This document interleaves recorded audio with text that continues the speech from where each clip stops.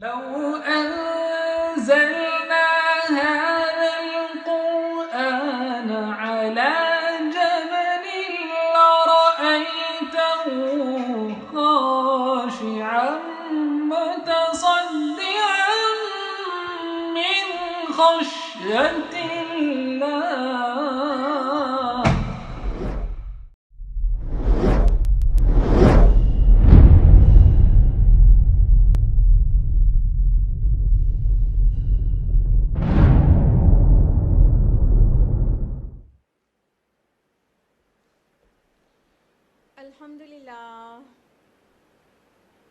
الحمدللہ وکفا علی عبادہ الذین اصطفى خصوصا علی افضلہم وخاتم النبیین محمد الامین وعلی آلہ واصحابہ اجمعین اما بعد واعوذ باللہ من الشیطان الرجیم بسم اللہ الرحمن الرحیم یا ایھا الناس قد جاءتکم موعظۃ من ربکم وشفاء لما فی الصدور وہدی ورحمۃ للمؤمنین بسم اللہ الرحمن الرحیم رب اشرح لی صدری ویسر لی امری واحلل عقدۃ من لسانی یفقہوا قولی۔ درس قرآن مجید سننے کے لیے تیار میری عزیزی سامعات آپ سبھی کا تہہ دل سے خیر مقدم ہے۔ السلام علیکم ورحمۃ اللہ وبرکاتہ۔ کیسے آپ سبھی لوگ؟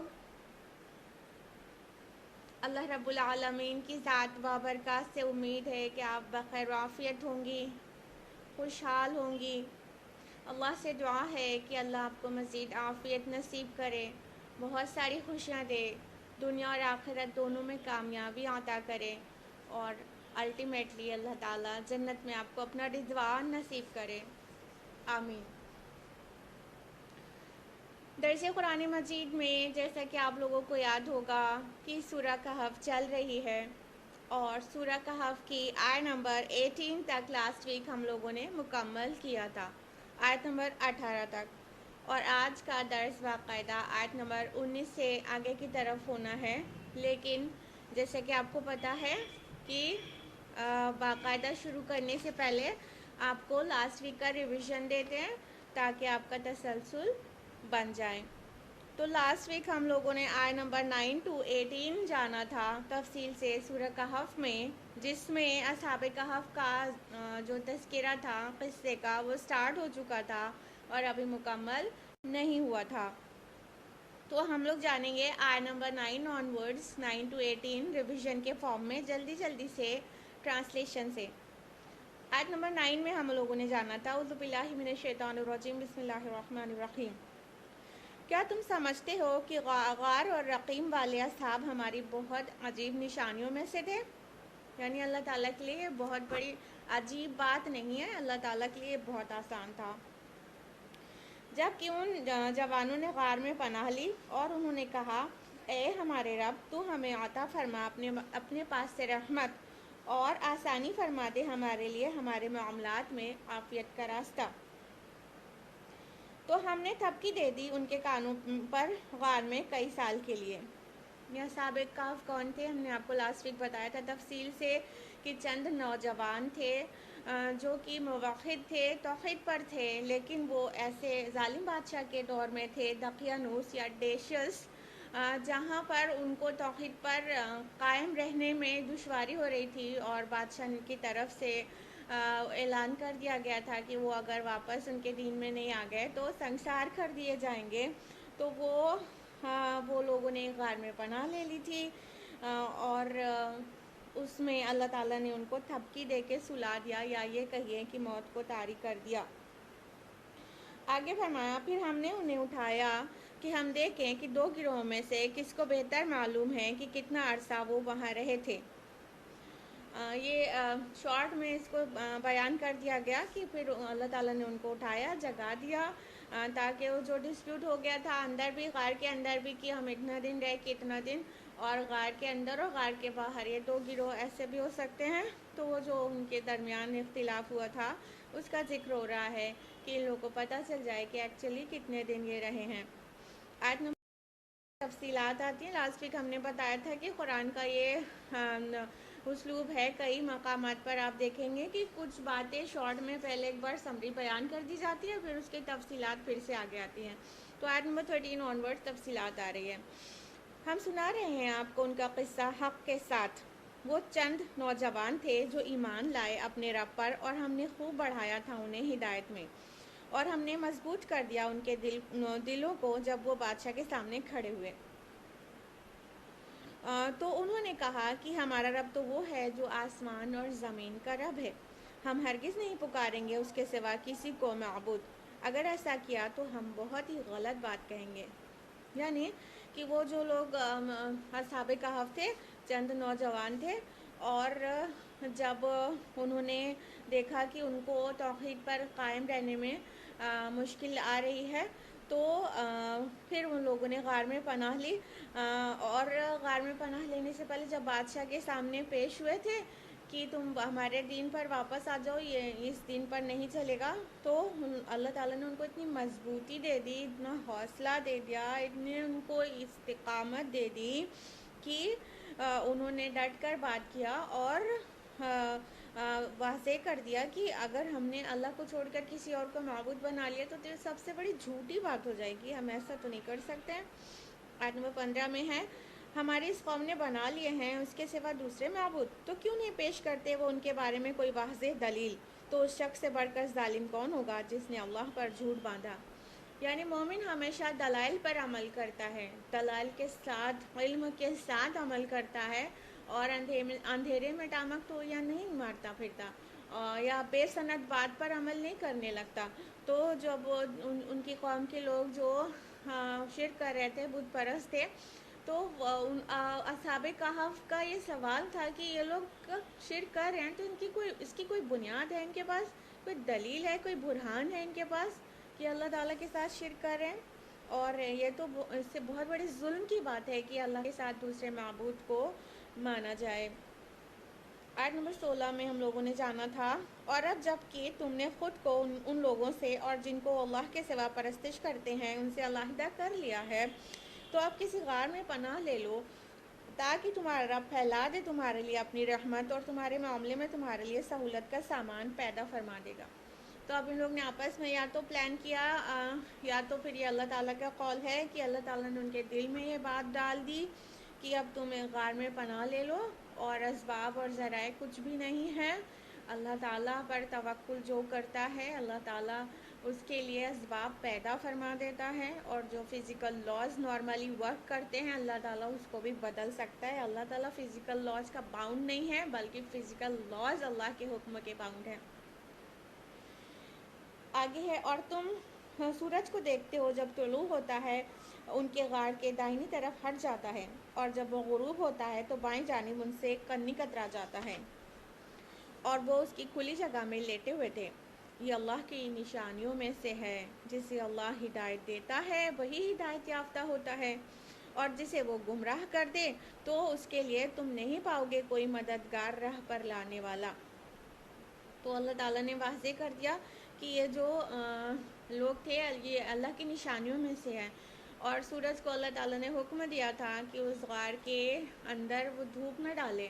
روشنی تو جاتی تھی غار میں لیکن دھوپ نہیں جاتی تھی. ایک تو اس کی تعویل یہ ہوئی کہ وہ جو غار تھا اس کا جو منہ تھا وہ نارتھ سائڈ تھا، تو نارتھ سائڈ میں جو بھی اوپننگ ہوتی ہے ونڈوز یا غار کا منہ، تو اس کے اندر سال میں کسی بھی حصے میں دھوپ باقاعدہ نہیں جاتی، روشنی جاتی ہے، دھوپ نہیں جاتی ہے. تو یہ مطلب ہو، اور یہ بھی کچھ عجیب نہیں کہ اللہ تعالیٰ نے باقاعدہ سورج کو حکم دیا ہو کہ یہ میرے موحد بندے ہیں اور ان کو کوئی تکلیف نہیں پہنچنا چاہیے. تو سورج نے بھی اپنے رب کی فرما برداری میں وہاں پر ان کو دھوپ سے بچایا ہو.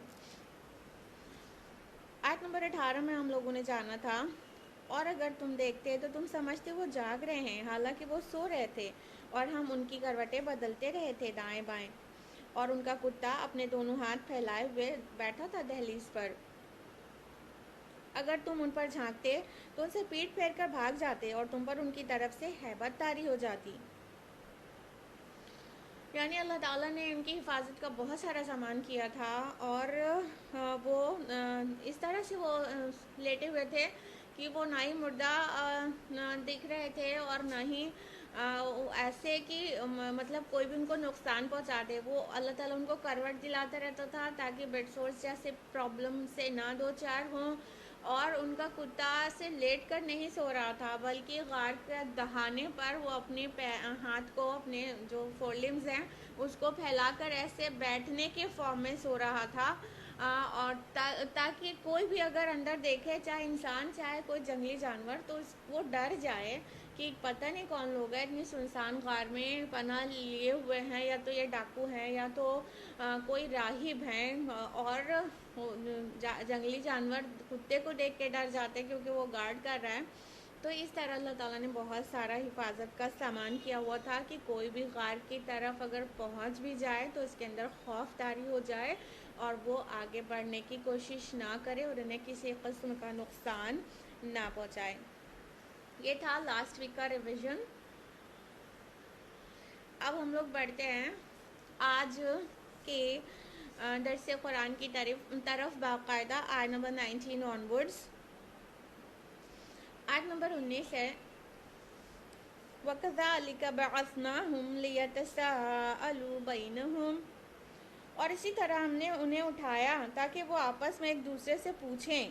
قَالَ قَائِلٌ مِّنْهُمْ كَمْ لَبِثْتُمْ, ان میں سے ایک کہنے والے نے کہا تم کتنا عرصہ یہاں رہے ہوگے.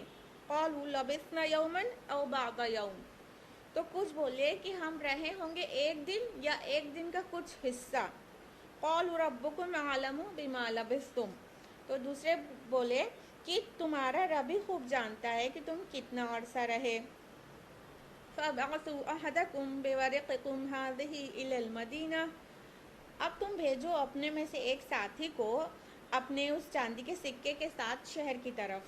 فَلْيَنظُرْ أَيُّهَا أَزْكَىٰ طَعَامًا فَلْيَأْتِكُمْ بِرِزْقٍ مِّنْهُ, تو وہ دیکھے کہ شہر کے کس حصے سے زیادہ پاکیزہ کھانا ملتا ہے اور وہ وہاں سے تمہارے لیے کچھ کھانا لے آئے. وَلْيَتَلَطَّفْ, اور وہ نرمی کا معاملہ کرے. وَلَا يُشْعِرَنَّ بِكُمْ أَحَدًا, اور وہ آگاہ نہ کر دے تمہارے بارے میں کسی کو. اب ہم لوگ جانیں گے کہ وہ لوگ کیسے اٹھے. تو ان پر وہ تقریباً 200 سال کا عرصہ گزر چکا تھا. اگر ہسٹری کے حساب سے دیکھیں تو 196 ایئرز گزر چکے تھے, تقریباً 2 سینچریز. اور اس کے بعد اللہ تعالیٰ نے ان کو جگایا, ان کو اٹھایا. یہاں پر جس طرح سے مذکور ہے کہ اور اسی طرح ہم نے ان کو اٹھایا, وہاں پہ بعث نہ ہمایا ہے. تو بعث یوزولی بعث بعد الموت استعمال ہوتا ہے یہ لفظ قرآن حکیم میں. تو ان پر ہو سکتا ہے موت طاری کر دی گئی ہو, اور یہ اللہ تعالیٰ کے لیے بہت آسان ہے. عزیر علیہ السلام کو بھی اللہ تعالیٰ نے 100 سال کے لیے موت طاری کر دی تھی ان پر, اور پھر ان کو اٹھا کھڑا کیا تھا. سورہ بقرہ میں ہم لوگ پڑھ چکے ہیں. تو اللہ تعالیٰ نے ان کے اوپر موت طاری کر دی. یہ سوئے تھے تو ایسی نیند سوئے تھے کہ ان کو نہ کھانے کی ضرورت تھی نہ پینے کی ضرورت تھی.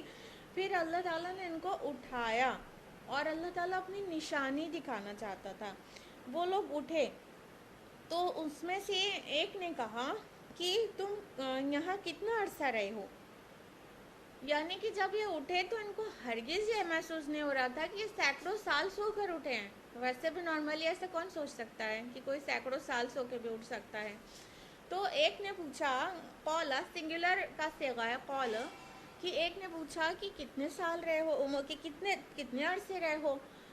تو لوگوں نے جواب دیا, قالو, انہی میں سے ایک گروپ آف مین نے ریپلائی کیا کہ یومن او بعض یوم, ایک دن یا ایک دن کا کچھ حصہ, یا یہ بھی کہہ سکتے ہیں کچھ دن. بعض یوم میں دونوں گنجائش ہے, لیکن جو زیادہ پرومیننٹ اوپینین ہے وہ یہ کہ ایک دن یا دن کا کچھ حصہ. یعنی ان کو لگا کہ وہ کچھ پہر یہاں رہے ہیں, جس وقت گئے تھے یہ دوسرا وقت ہے, کچھ 1-2 پہر ان پر گزر چکے ہیں. تو ایک گروپ نے کہا, جو کہ یہاں پہ قالو آیا ہے پلیورل ہے, تو کم از کم 3 لوگ ہوں گے. یہ کہنے والے کم از کم 3 لوگ, کیونکہ تسنیہ کا صیغہ الگ ہوتا ہے, قولا ہوتا, ہاں, اور جمع 3 سے کم پہ اطلاق ہوتا نہیں جمع کا عربی زبان میں. تو کچھ کم سے کم 3 لوگوں نے تو یہ کہا ہوگا کہ نہیں دن کا ایک دن یا رہے یا تو دن کا کچھ حصہ رہے ہیں. تو دوسروں نے کہا قالو، پھر سے قالو آیا، یعنی کوئی دوسرا گروپ تھا، انہی میں کوئی ایک دوسرے گروپ نے، اس میں بھی قالو آیا ہے اور اس کا اطلاق بھی جمع کے لیے اور 3 سے کم پہ ہو نہیں سکتا. تو دوسرے گروپ نے کہا کہ اللہ ہی خوب جانتا ہے تم کتنا عرصہ رہے ہو.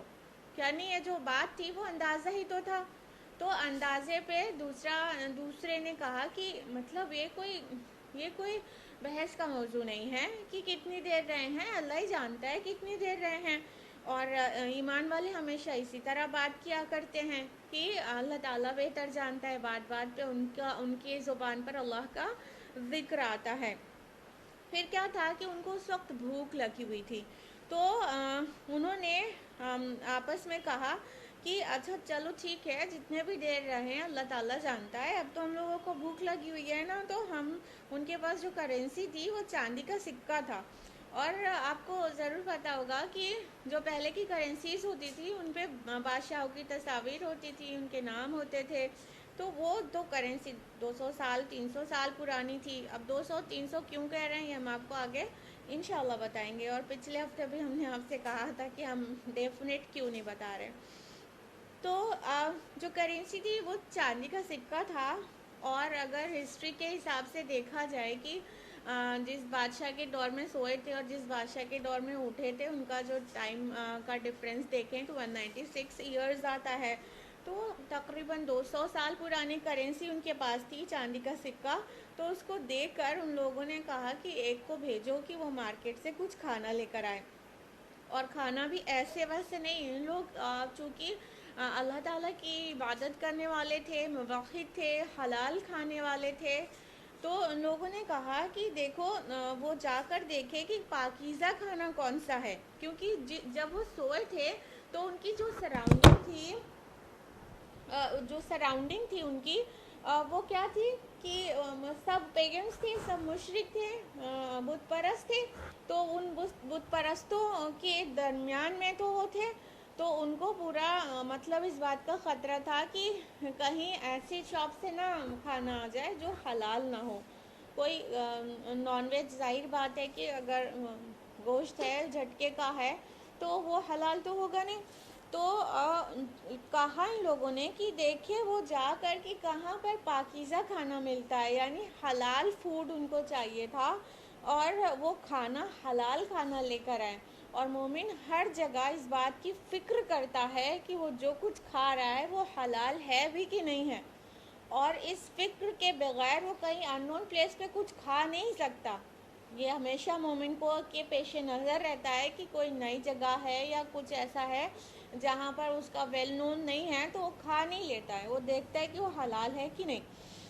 آگے فرمایا وَلْيَتَلَطَّفْ، اور وہ نرمی کا معاملہ کرے. یعنی کہ جو مومن ہوتا ہے وہ اللہ پہ توکل تو کرتا ہے لیکن بے وقوف نہیں ہوتا ہے. کیونکہ آگے یہ آ رہا ہے کہ کہیں وہ آگاہ نہ کر دے تمہارے بارے میں کسی کو، کہ وہ نرمی سے جائے. مطلب ایسے جائے جیسے سائلنٹلی جائے اور بہت مطلب ظاہر نہ ہو کہ یہ وہ لوگ ہیں جو بادشاہ کی سزا سن کر یا اپنے دین پر قائم رہنے کی ضد میں کہیں چھپ گئے تھے، یہ وہ لوگ ہیں مل گئے تو کسی کو پتہ نہ چل جائے. تو وہ نرمی سے جائے، وہ سافٹلی جائے، وہ اپنی آئیڈینٹی ڈسکلوز نہ کرے، وہ بہت ہی احتیاط سے جائے. تو ہمیشہ ہی ایسا ہونا چاہیے کہ اللہ پر توکل کیا جائے لیکن احتیاط کیا جائے. توکل کے خلاف نہیں ہے احتیاط. اب جیسے کورونا وائرس پینڈیمک چل رہا ہے تو اس میں ایک مسلمانوں کی ایک بہت بڑی تعداد ایسی بھی ہے جو کہتے ہیں کہ اگر اللہ نے لکھا ہوگا تو مجھے بھی ہو ہی جائے گا، لیکن اگر اللہ نہیں چاہے گا تو کچھ بھی کرو نہیں ہوگا. تو پھر بہت بے احتیاطی کر رہے ہیں. یہ عقل مندی کی بات نہیں ہے. مومنانہ طرز عمل یہ ہوتا ہے کہ توکل اللہ پہ کیا جائے لیکن اسباب کا استعمال بھی کیا جائے اور احتیاط ضرور کیا جائے. ٹھیک ہے. تو ان لوگوں نے کہا کہ احتیاط کرنے کے لیے کہا. اچھا ایک لفظی تفصیل بھی بتا دیں یہاں پر. یہ جو لفظ آیا ہے وَلْيَتَلَطَّفْ، یہ اگر آپ لوگوں نے دیکھا ہو کہ کئی مصحف میں قرآن مجید کے یہ بہت بڑا سا لکھا رہتا ہے. نوٹس کیا ہے نا، یہ اس لیے بڑا سا لکھا رہتا ہے کیونکہ یہ بالکل مڈل آف دا قرآن ہے. سورہ بقرہ سے لے کے سورہ فاتحہ سے لے کر سورہ نمبر 1 سورہ ناس تک جتنے الفاظ ہیں قرآن میں، یہ اس کا مڈل ورڈ ہے. یہاں تک کہ حروف بھی غالباً یہ مڈل ہے. یہاں پر جو لام ہے تا ہے وہ فرسٹ ہاف میں ہے، اور جو لام ہے وہ سیکنڈ ہاف وہاں سے شروع ہو جا رہا ہے. تو یہ بالکل مڈ ہے قرآن کا، جہاں سے قرآن کے الفاظ ہی نہیں حروف بھی بالکل 50% میں ڈیوائیڈ ہوتے ہیں. اسی وجہ سے بس ایک سمبولک طور سے اس کو بڑا سا پرنٹ کر دیا جاتا ہے وَلْيَتَلَطَّفْ. بہرحال اس کا معنی ہوتا ہے کہ اور وہ نرمی کا معاملہ کرے، وہ سافٹلی جائے. اور اللہ تعالیٰ نے فرمایا کہ اور لوگ آپس میں بات کر رہے تھے کہ وہ آگاہ نہ کرتے تمہارے بارے میں کسی کو، یعنی ایسی کوئی بے احتیاطی نہ ہونے پائے جس سے لوگوں کو ہمارے چھپنے کی خبر مل جائے اور وہ ہمیں اپنے دین میں لوٹانے کی کوشش کریں.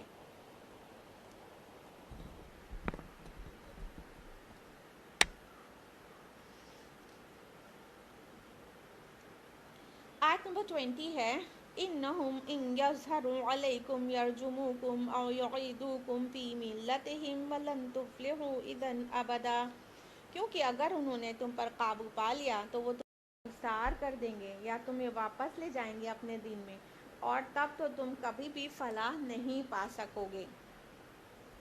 کیا کہا ان لوگوں نے؟ کیوں احتیاط کرنا چاہ رہے تھے؟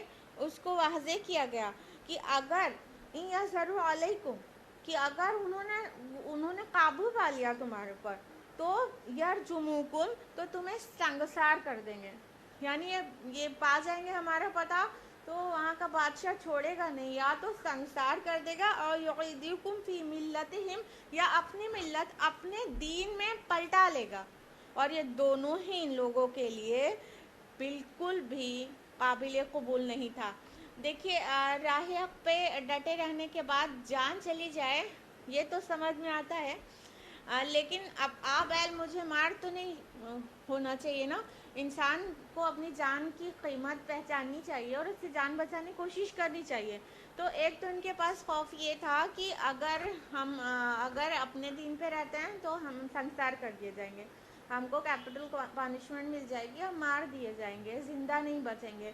تو انسان کو حتی الامکان اپنی جان بچانے کی کوشش تو کرنی چاہیے نا. تو وہ اسباب، وہ ذریعہ ان لوگوں نے اختیار کیا تھا کہ اپنے آپ کو بچا کر غار میں جا کر چھپ گئے تھے.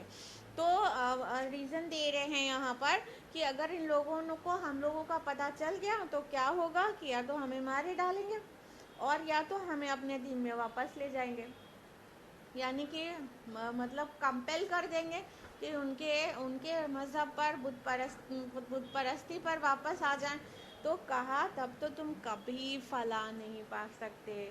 یعنی اگر ایک مومن کسی حالات میں بھی وہ دین کو اپنے چھوڑ دیتا ہے اور شرک پر مطمئن ہو جاتا ہے تو کبھی فلاح نہیں پا سکتا.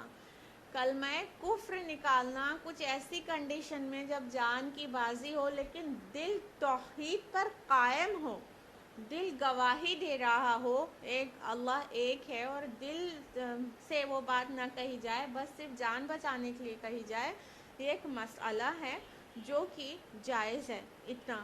لیکن اگر اپنی جان بچانے کے لیے یا اپنے بزنس بچانے کے لیے یا اپنے والدین کا ساتھ بچانے کے لیے انسان پلٹ جائے پوری طرح سے، ایک بار حق پر آ چکا، توحید پر اور اللہ کی وحدانیت کو دل سے مان چکا، پھر اس کے بعد کچھ حالات کی وجہ سے وہ دوبارہ سے شرک کرنے لگے، تو یہ ہرگز قابل قبول نہیں ہے. اور پھر ایسے انسان کی کامیابی ممکن نہیں ہے جبکہ وہ حالت شرک میں مر جائے. اپنے پریویس دین یا تو شرک میں مجبوراً ہی جا کے صحیح، لیکن اس کو دل سے بھی قبول کر لے اور اس کے ساتھ ایڈجسٹ کر لے، تو پھر وہ کبھی کامیاب نہیں ہو سکتا۔ یہ لوگ نوجوان ضرور تھے، لیکن ان کو اتنی سمجھ اللہ تعالیٰ نے دی تھی کہ یہ لوگ جان رہے تھے کہ اگر ہم شرک کریں گے تو اللہ تعالیٰ ہم کو معاف نہیں کرے گا، ہم کبھی آخرت میں کامیاب نہیں ہو سکتے۔ ایمان لانے کے بعد اس انسان کو ایمان کی حلاوت ملتی ہے۔ جو انسان واپس شرک میں جانے کو اتنا برا جانے جیسے آگ میں ڈالا جانا، صحیح بخاری کی حدیث ہے، تو انسان کو اتنا ہی برا لگنا چاہیے، شرک اور شرک کا شائبہ بھی اتنا برا لگنا چاہیے جتنا برا اسے آگ میں ڈالا جانا لگے گا۔ آیت نمبر 21 ہے وَكَذَلِكَ عَثَرْنَا عَلَيْهِمْ، اور اس طرح ہم نے مطلق کر دیا لوگوں کو ان پر، لِيَعْلَمُوا أَنَّ وَعْدَ اللَّهِ حَقٌّ وَأَنَّ السَّاعَةَ لَا رَيْبَ فِيهَا، تاکہ وہ جان لیں کہ اللہ کا وعدہ سچا ہے اور یہ کہ قیامت کے بارے میں ہرگز کوئی شک و شبہ نہیں۔ اِذْ يَتَنَازَعُونَ بَيْنَهُمْ أَمْرَهُمْ، پس وہ لوگ آپس میں جھگڑ رہے تھے ان کے معاملے میں، فَقَالُوا ابْنُوا عَلَيْهِمْ بُنْيَانًا، چنانچہ کچھ لوگوں نے کہا کہ تعمیر کر دو ان پر اس غار پر ایک عمارت، ربهم اعلم بهم، ان کا رب ان سے بہتر واقف ہے، قال الذين غلبوا على امرهم، تو کہا ان لوگوں نے جو لوگ غالب آئے تھے اپنی رائے کے اعتبار سے، لنتخذن علیہم مسجدا، کہ ہم تو بنائیں گے اس غار پر ایک مسجد۔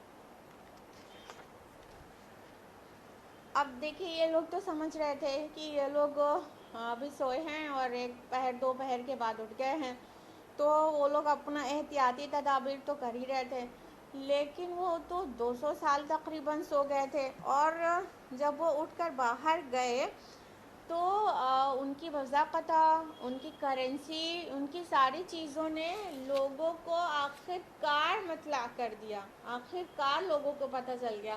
جب وہ جیسا ان کا لباس تھا، اس میں کوئی عجیب لگنے والی بات نہیں ہے کہ 100 سے 200 سال میں رہنے سہنے کا انداز، لباس، فیشن کتنا تبدیل ہو جاتا ہے۔ تو وہ جو ان کی وضاقتہ تھی وہ تو سینکڑوں سال پرانی تھی، ساتھ ہی جب وہ کھانا لینے کے لیے اپنا کرنسی دے رہے ہیں، چاندی کا جو سکہ تھا اس پر 200 سال پہلے والے بادشاہ کی تصویر تھی اور اس کا نام تھا، اور اس کرنسی کو وہاں کے لوگ پہچانتے نہیں تھے، اور تو لوگوں کو شک ہو ہی گیا کہ یہ کون ہے اور کہاں سے آ گئے ہیں۔ یا تو کچھ لوگوں کو شک ہوا کہ مطلب جو اینٹیک سے چرایا ہوا ان کا لباس ہے کہیں کا، پھر جب کرنسی دیکھ رہے ہیں تو وہ کرنسی بھی اتنی ہی پرانی ہے۔ تو بہرحال لوگوں کو پتہ چل گیا کہ یہ نارمل بات نہیں ہے، کیونکہ جب یہ ساتوں نوجوان ساتوں کیوں کہہ رہے ہیں بل گیا، وہ کہاں چلے گئے اور بہت ڈھونڈنے کے بعد بھی نہیں ملے، اور پھر ان کے نام کی ایک تختی بنوا کر شاہی خزانے میں رکھوا دی گئی تھی کہ 100 ٹائپ کے لوگ لاپتہ ہو گئے ہیں اور وہ کہیں بھی مل نہیں رہے ہیں۔ تو اس طرح کی چیزیں کی گئی تھی جو 200 سال پہلے کی گئی تھی۔ تو جب یہ لوگ باہر نکلے تو لوگوں کو مطلب شک ہوا، اور پھر خبر بادشاہ تک بھی پہنچی اور شاہی خزانے کو بھی چیک کیا گیا، اور یہ خبر چونکہ منہ در منہ چل رہی تھی 200 سال بعد تک بھی کہ ایسا ہوا تھا پاسٹ میں، اور ان کچھ نوجوان تھے ان کا کچھ پتہ نہیں چلا تھا، تو پھر لوگوں کو ڈاؤٹ ہو گیا کہ یہ وہی لوگ ہیں، یہ مطلب ایکسٹرا آرڈینری پیپل ہیں، یہ جو لوگ غائب ہو گئے تھے یہ وہ لوگ ہیں۔ لیکن اب یہاں سے اللہ تعالیٰ اس کی ٹیچنگ بیان کر رہا ہے کہ اللہ تعالیٰ نے ان کو کیوں کر سلایا، کیوں کر اٹھایا، اب اس پہ غور کرنا بہت زیادہ اہم ہے۔ فرمایا کہ تاکہ وہ جان لیں کہ اللہ کا وعدہ سچا ہے اور یہ کہ قیامت کے بارے میں ہرگز کوئی شک نہیں۔ یہ اس کی ٹیچنگ تھی، یہ اس کا مقصد ہے جس کی وجہ سے ان کو اتنے لمبے ٹائم کے لیے سلا دیا گیا، یا یوں کہیے کہ بعد سے بعد الموت ان کا ہوا، موت کے بعد اٹھایا گیا، کیا کہ قیامت کے بارے میں کوئی شک و شبہ نہیں ہے۔ تو تم کو یہ نشانی کے طور پر دکھایا گیا ہے کہ اللہ کے لیے یہ بہت ہی آسان ہے. جس دور میں یہ اٹھے تھے نا سو کر، تو اس ٹائم پر بہت سارے مطلب عیسائیت تو وہاں تھی. وہ جو ٹائم تھا وہ ایک عیسائی بادشاہ کا ٹائم تھا، اور اس بات مطلب پوری مملکت عیسائی ہو چکی تھی. وہاں پر بت پرست نہیں تھے اب جیسے پہلے تھا، بت پرست نہیں تھے، بلکہ تھیوڈوسیس کا یہ دور تھا اور وہ ایک عیسائی تھا اور پوری مملکت عیسائی ہو چکی تھی. لیکن ان کے درمیان ایک بہت بڑی یہودیوں کی تعداد تھی، اور جن کا ایک فرقہ ایسا تھا جو آخرت کا انکاری تھا، آخرت کا انکار کرتا تھا. اور عیسائیوں کے بھی عقائد میں بہت زیادہ خرابی آ چکی تھی. وہ ویسے توحید پر نہیں تھے جیسے یہ جو اصحاب کہف تھے. تو بہت سارے ڈیبیٹس ہوا کرتے تھے اس دور میں کہ یہودیوں کے اور عیسائیوں کے درمیان، اور عیسائیوں میں کیتھولک بھی بن چکے تھے ان کے اور دوسروں کے درمیان. یہ بہت سارے ڈیبیٹس اور بہت ساری بحث مباحثے ہوا کرتے تھے آخرت پر بھی، اور عیسائیت کے جو بہت سارے عقائد ہیں باطل ان کے اوپر بھی. تو یہ بہت ڈیبیٹ کے ایشوز تھے، اور وہ سینکڑوں سالوں تک وہ ڈیبیٹس چلے ہیں، اب بھی چلتے رہتے ہیں. تو اس وقت ایک بہت زیادہ ڈیبیٹ چل رہا تھا آخرت کے اوپر. یہود کا جو ایک گروہ تھا جو آخرت کا انکار کر رہا تھا، دوسرا عیسائیت میں آخرت کے جو تفصیلات ان کی کتابوں میں موجود تھی. تو ان دونوں کے درمیان ڈیبیٹ ہوتا رہتا تھا. تو یہ اس دور میں اللہ تعالیٰ نے ان کو اٹھایا، نشانی دکھایا کہ دیکھو اللہ تعالیٰ کے لیے بالکل آسان ہے کہ موت کے بعد اللہ زندہ کر دے. اسی طرح تم مر جاؤ گے سب کے سب، پھر آخرت میں روز قیامت تم سب اٹھائے جاؤ گے، اور اس میں کوئی شک نہیں ہے. تو ان کے اتنے سال کے بعد اٹھنے میں جو سبق ہے وہ ہے ایمان بالآخرہ. آگے اللہ تعالیٰ نے فرمایا کہ جب وہ لوگ آپس میں جھگڑ رہے تھے ان کے معاملے میں، تو کچھ لوگوں نے کہا کہ یہاں پر ایک عمارت تعمیر کر دو، کسی نے کہا مسجد تعمیر کر دو. اب یہ بڑا المیہ ہے انسانوں کا کہ نتائج ہمیشہ غلط نکال دیتے ہیں. کیا ٹیچنگ تھی اس کی اور کیا نتائج نکال لیا. جب یہ لوگ پہنچے اصحاب کہف، جب لوگوں کو پتہ چل گیا کہ یہ لوگ ایکسٹرا آرڈینری ہیں، یہ لوگ ایسے مطلب ان لوگ اتنے 100 سال سو کے اٹھے ہیں، تو سب لوگ لپکے اور وہاں پر غار پر ایک بہت بڑی بھیڑ اکٹھا ہو گئی. تو پھر یہ لوگ سارے اصحاب کہف غار میں لیٹ گئے اور اللہ تعالیٰ نے ان پر موت طاری کر دی. پھر ان کی روحوں کو قبض کر لیا. جب ان کی روحوں کو قبض کر لیا گیا تو اب یہاں نیا ڈیبیٹ شروع ہو گیا. کون سا؟ کہ ارے یہ تو مطلب اتنے خاص لوگ تھے، یہ تو اتنا معجزہ تھا.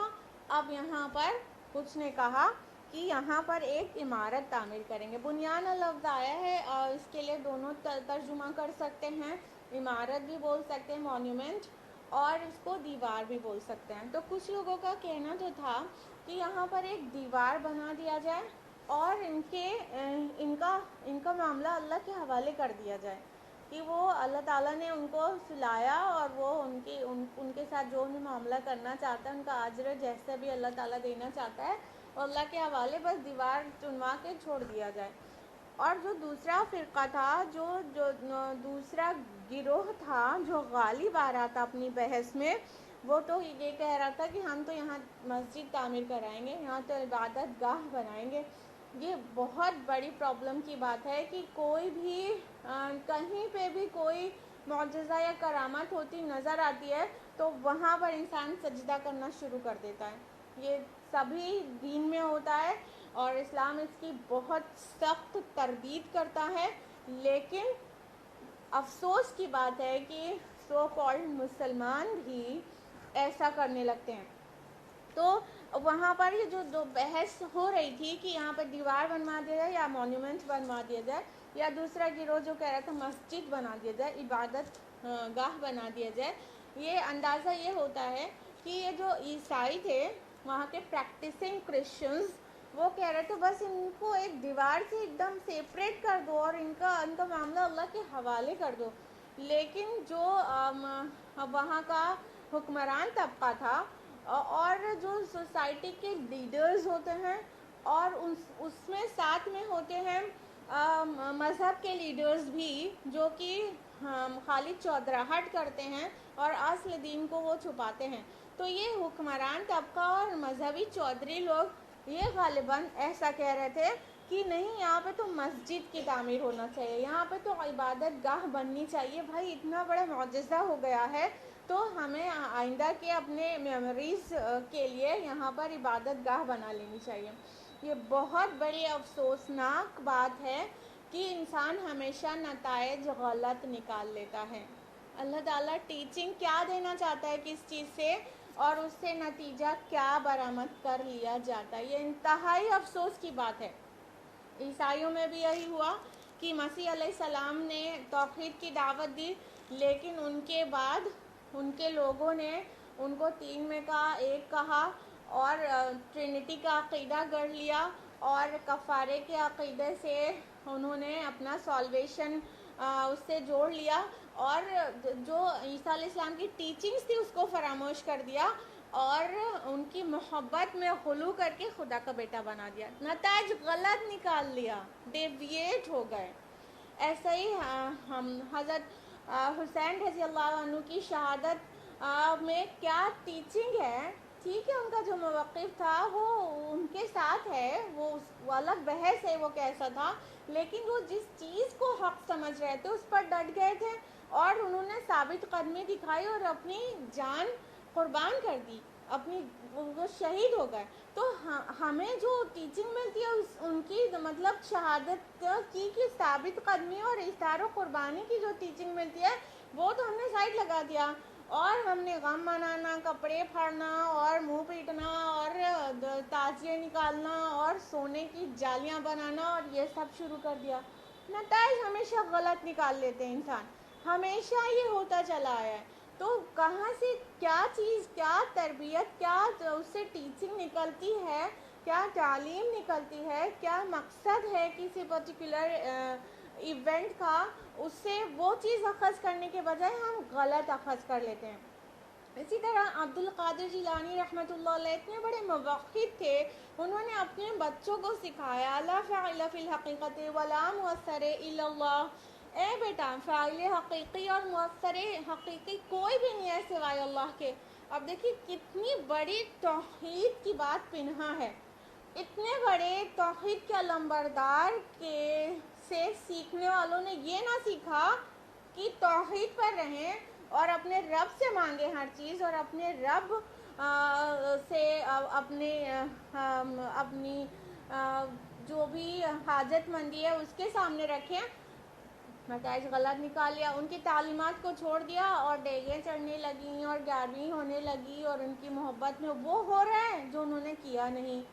تو یہ بہت زیادہ افسوس کا مقام ہے انسانوں کے لیے، انکلوڈنگ مسلمز کے لیے، کہ ہمیشہ نتائج غلط نکال لیتے ہیں اور اس سے جو عبرت حاصل ہوتی ہے وہ نہ حاصل کر کے نان ایشوز میں الجھ جاتے ہیں اور بلکہ شرک میں ملوث ہو جاتے ہیں. اب یہاں پہ بھی جو دیکھیے جو کہا جا رہا ہے کہ یہاں پہ مسجد بنائیں گے تو کیا شرک کا اڈا ہی تو بنا ہوگا.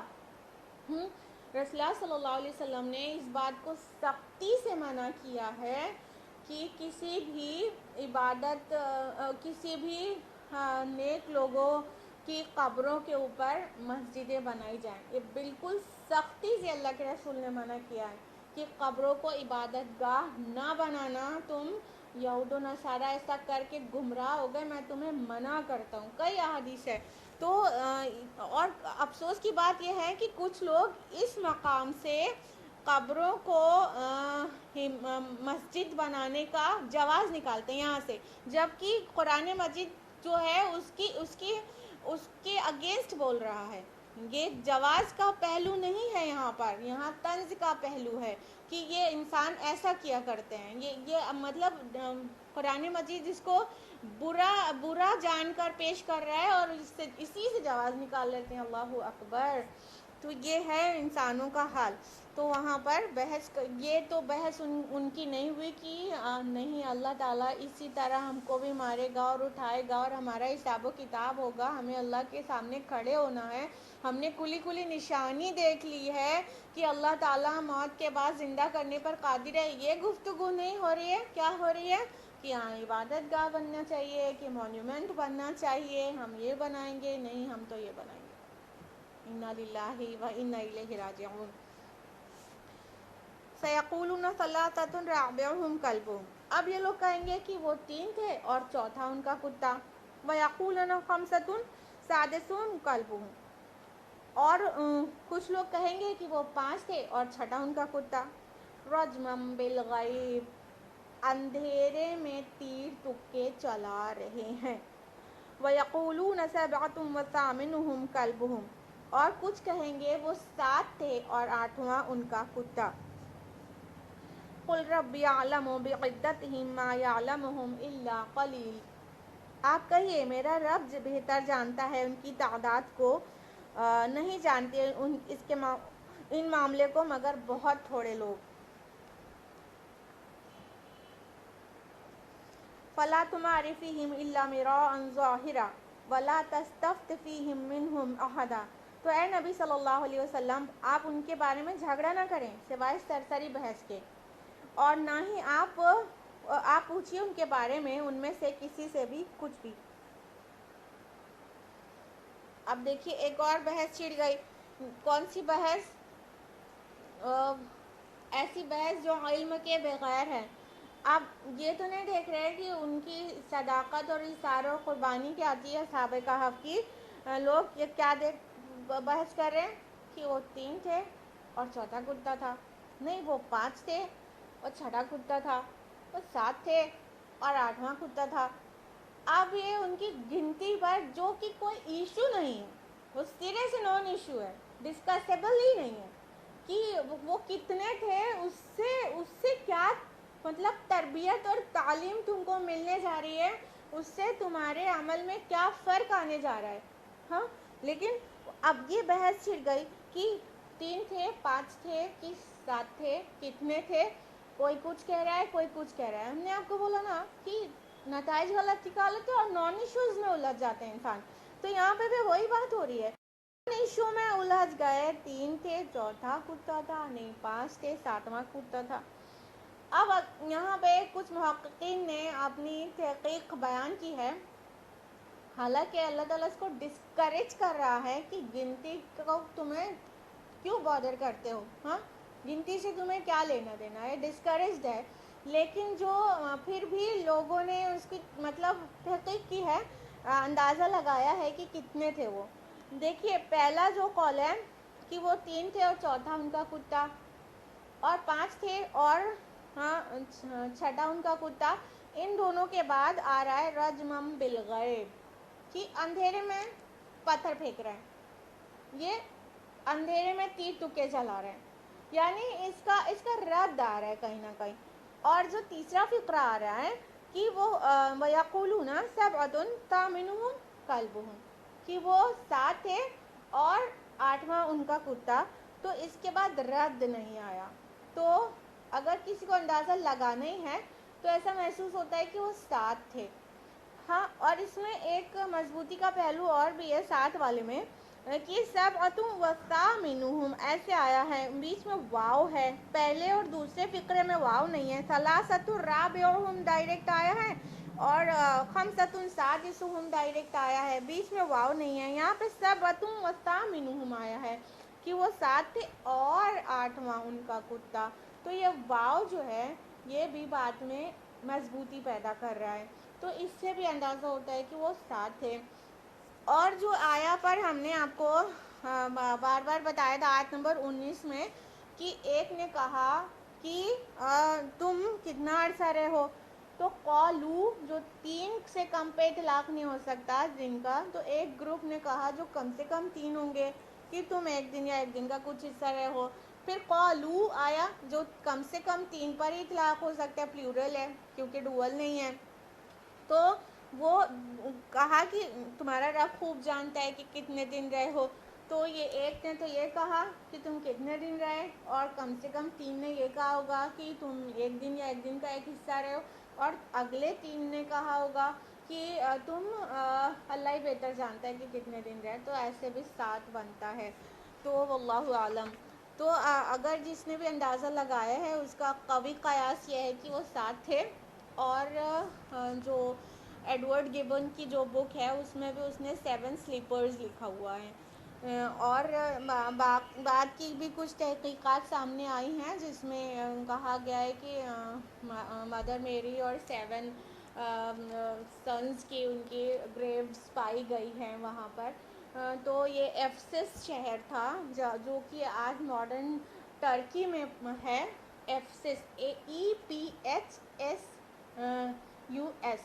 ایفسس EPHESUS ایفسس، اور عربی میں افسوس لکھا رہتا ہے. تو یہ وہ شہر تھا جہاں پر یہ غار تھی. تو اس کے وہاں پر ایویڈنسز ملے ہیں. 7 سلیپرز کہا گیا کئی بار.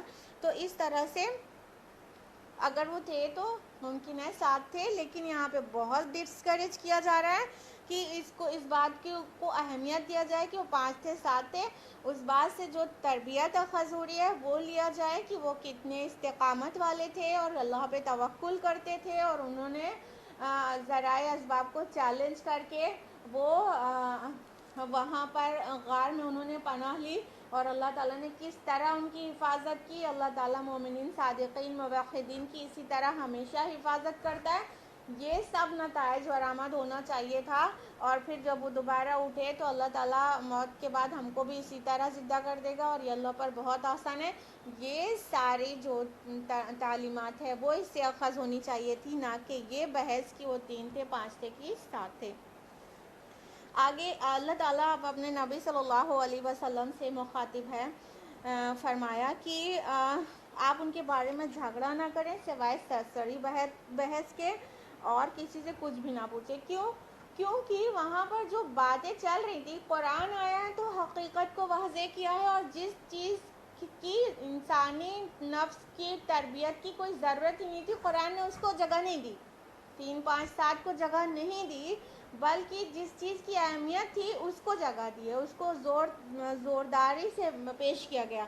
تو اللہ تعالیٰ اپنے نبی کو بھی واضح کر رہے ہیں کہ آپ ان کے بارے میں جھگڑا ہی نہ کریں اور ایک دوسرے سے پوچھ گچھ نہ کریں، کیونکہ وہاں پہ جو باتیں منہ در منہ چلی آ رہی ہیں اس میں افسانے زیادہ اور سچائیاں کم ہیں.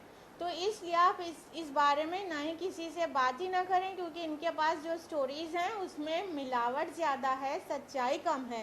تو کوئی جھگڑا اور بحث اور ڈیبیٹ کا ایشو ہی نہیں ہے. ان سب ٹاپکس پر ڈیبیٹ نہ کریں. اب اگلی آیت جو آ رہی ہے وہ بہت اہم ہے، بہت بڑی بات ہے.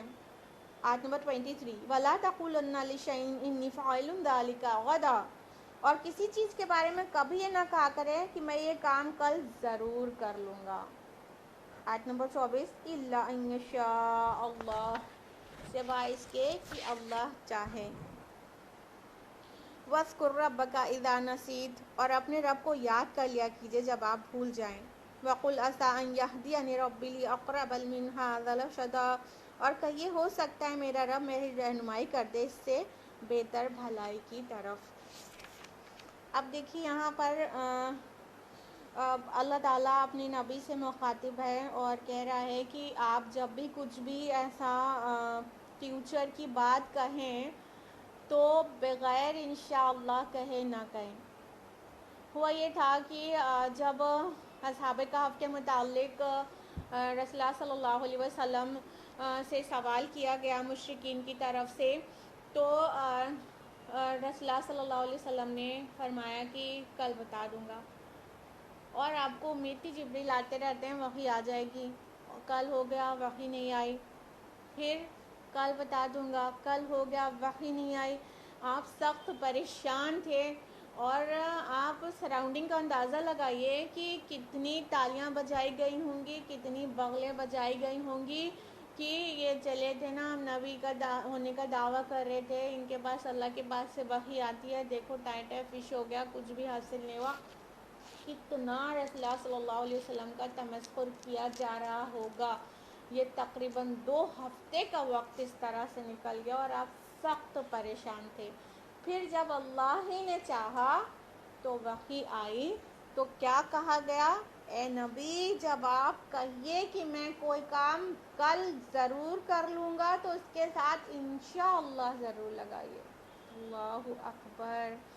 اپنی نبی کو یہ جب اللہ تعالیٰ کہہ رہا ہے تو سوچئے کہ مطلب ہم لوگوں کے لیے کتنا اہم ہے کہ جہاں پر نہ کوئی کمی ہے نہ غلطی ہے، ایک ذرا سی لغزش کہتے ہوئے ڈر لگتا ہے، رسول کے لیے کہا جا رہا ہے.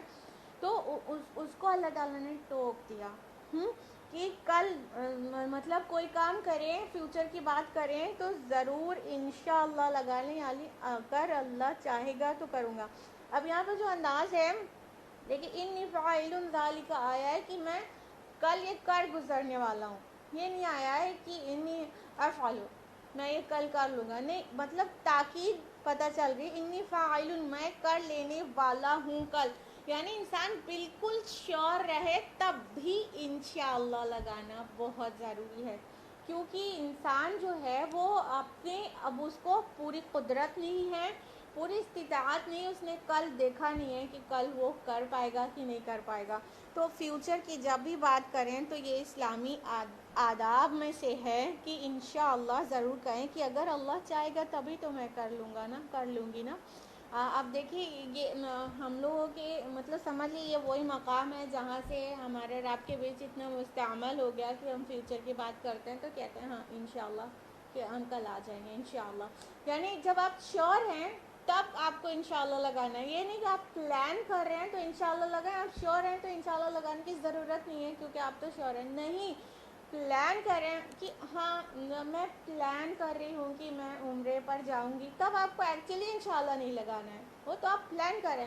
جب آپ اپنے لیول پر شیور ہیں تب انشاءاللہ لگائیے کہ ایک دم پوری طرح شیور ہیں. لیکن کل کس نے دیکھا ہے؟ میرے رب کی مرضی ہے کہ نہیں، میرا رب چاہتا ہے کہ نہیں یہ میں کروں. جب میرا رب بھی چاہے گا تبھی تو میں کر پاؤں گی نا. تو انشاءاللہ لگانا امپورٹنٹ ہے جب اپنے لیول پہ پوری طرح سے شیور رہے انسان. اور اللہ تعالیٰ نے اور انشاءاللہ کے علاوہ اور بھی الفاظ ہیں جو ہمارے اور آپ کے بیچ بہت معروف ہیں اور ہونا چاہیے کیونکہ یہ اسلام اور دین اور ایمان کا پتہ اس سے چلتا ہے اور اللہ کے ساتھ تعلق پتہ چلتا ہے. جیسے کوئی اچھی چیزیں دیکھی ہیں تو ماشاء اللہ کہیں، اور جو بھی حیرانی والی چیزیں سامنے آ جائیں تو سبحان اللہ کہیں. اس سے رب کے ساتھ ایک ربط و تعلق قائم ہوتا ہے کہ ساری چیز ہم اللہ کی طرف منسوب کر رہے ہیں کہ یہ اللہ کا احسان ہے کہ ہمیں خوشی ملی، ہم نے الحمدللہ کہا. جو خوشی ملی وہ اللہ کی طرف سے آئی نا تو الحمدللہ کہا. میں یہ کام کر لوں گی لیکن جب اللہ چاہے گا تبھی کر پاؤں گی تو انشاءاللہ کا. تو یہ سارے اسلامی آداب ہیں. سبحان اللہ، الحمدللہ، انشاءاللہ، یہ سارا چیزیں اپنی گفتگو میں شامل رکھنا. اللہ تعالیٰ فرما رہے کہ آپ کوئی چیز بھول جایا کریں تو یاد کر لیا کریے. یعنی اللہ تعالیٰ کو یاد کر لیجئے. آپ بھول جائیں گے تو اللہ تعالیٰ آپ کو یاد دلا دے گا.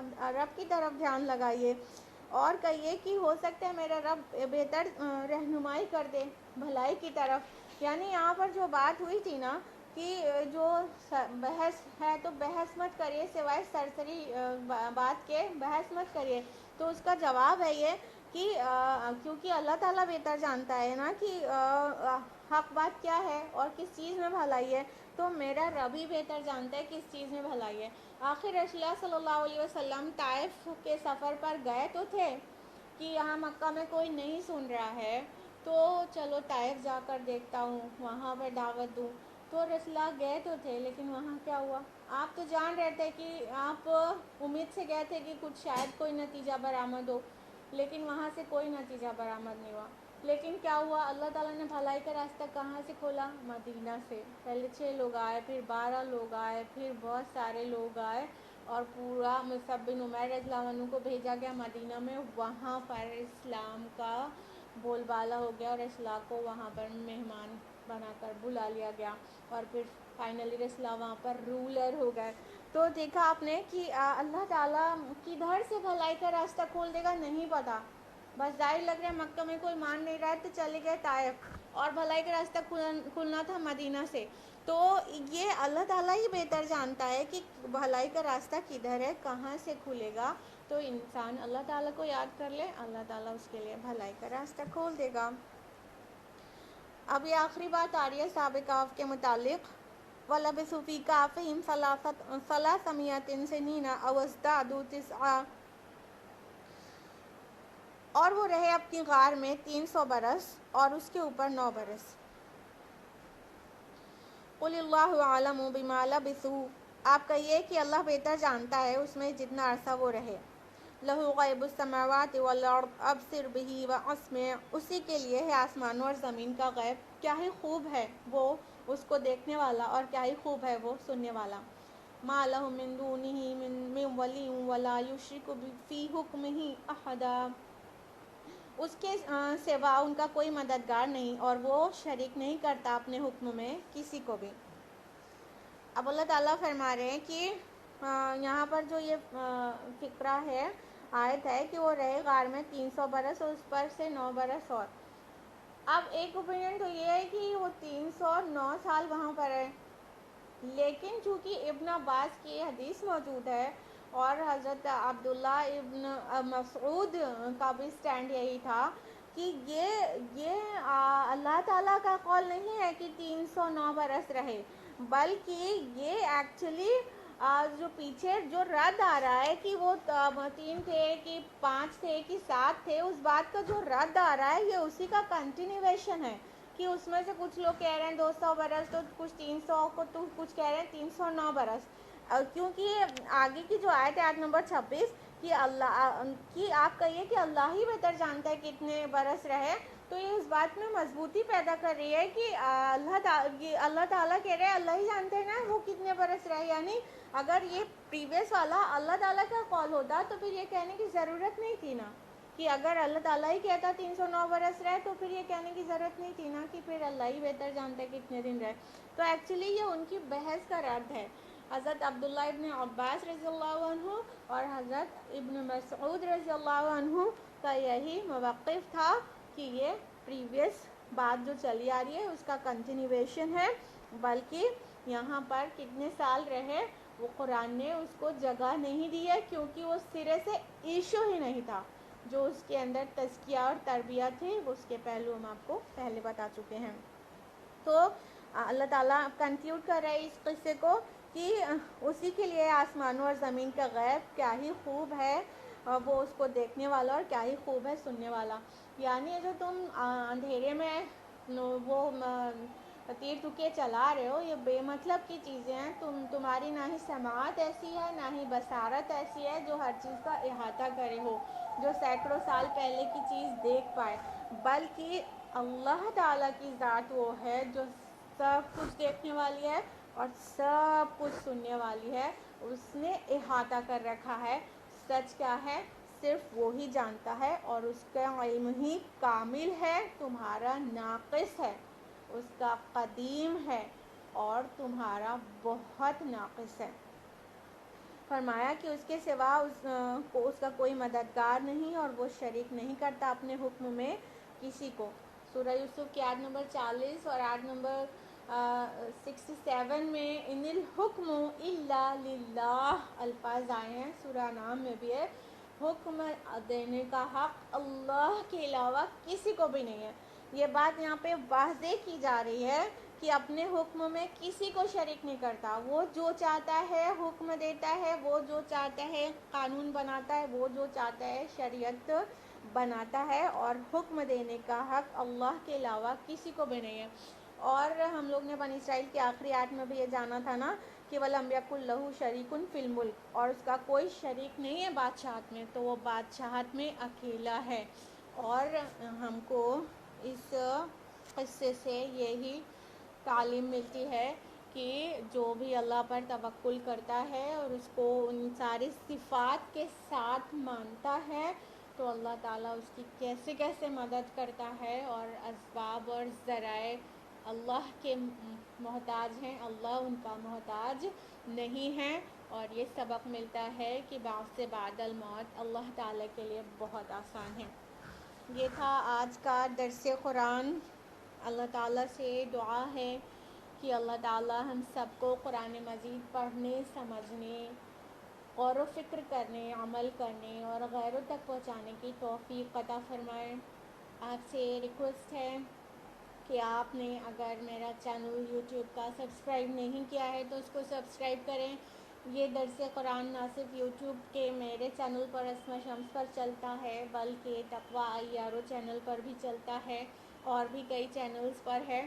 تو آپ وہاں پر بھی سبسکرائب کریں اور اس کے لنکس لوگوں کو فارورڈ کریں تاکہ زیادہ سے زیادہ لوگ دیکھ سکیں اور اللہ کی بات، قرآن کی بات بہت دور تک پہنچ سکے. یہ دن میں 2:30 بجے اس کو چلنے کے ساتھ ساتھ رات میں اس کا پریمیئر بھی ہوتا ہے، تاکہ کوئی انٹرنیٹ میں کوئی پرابلم آ جاتی ہے تو اس کا سبسٹیٹیوٹ ہم لوگ پریمیئر کی شکل میں دے دیں. تو رات میں 8 بجے آپ اس کا پریمیئر بھی دیکھ سکتے ہیں جس کا چھوٹ گیا ہو ابھی. آج کے لیے اتنا ہی. جزاکم اللہ خیرا کثیرا. والسلام علیکم ورحمۃ اللہ وبرکاتہ.